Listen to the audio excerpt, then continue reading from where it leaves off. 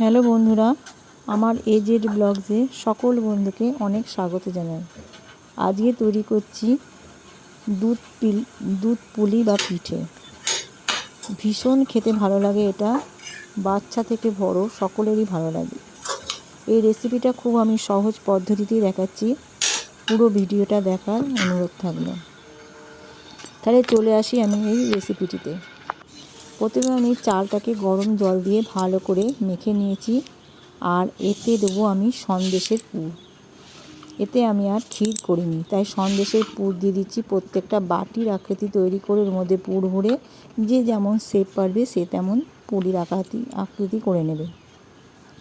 অবশ্যই চালগুলোটা থাকবে সেদ্ধ চালগুলো, আর ওটা একটু কাপড় ভিজিয়ে আধা ঘন্টা রেখে দেবে। তারপর ভালো করে মেখে নিয়ে এরকম করে নেবে, বাটির আকৃতি করে ওর মধ্যে যে কোনো, কেউ নারকলের পুরো দিতে পারো, কেউ সন্দেশ, কেউ চারচি। আমি দিয়ে দিচ্ছি মাখা সন্দেশের পুর। প্রত্যেকটা জিনিস এইভাবে আমি তৈরি করে নিই। ওদিকে আমি দুধটা ফুটতে দিয়েছি, দুধটা বেশ সুন্দর করে ফুটে উঠেছে, দেখতেই পাচ্ছ। দুধের মধ্যে আমি দিয়ে দেবো একটু খেজুরের গুড়। খেজুরের গুড় দিলে টেস্টটা খুব সুন্দর হয়। গুড়টা অবশ্যই পরে দেবে, দুধটা যখন ফুটবে তো সেই মুহূর্তে দেবে না, তা নাহলে দুধটা কেটে যাবে। দুধটা আমি পরে দিয়েছি, একবারে কমিয়ে নিয়ে তারপরে গুড়টা দিয়ে দিয়েছি। এরপর দিয়ে দেবো যে পুলিগুলো আমি তৈরি করেছিলাম, দেখিয়েছিলাম, ওই পুলিগুলো সবগুলো দিয়ে দেবো। আর একটু করে নাড়িয়ে চাড়িয়ে নেব যাতে তলায় না লাগে। ভালো করে আমি নাড়িয়ে চাড়িয়ে নেব।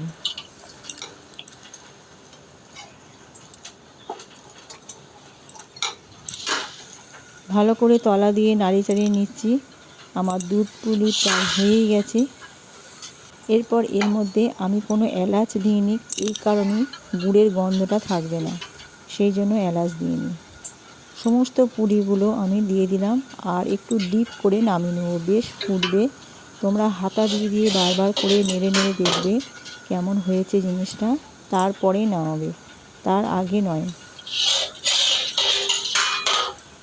সব পুলিগুলো দিয়ে দিয়েছি।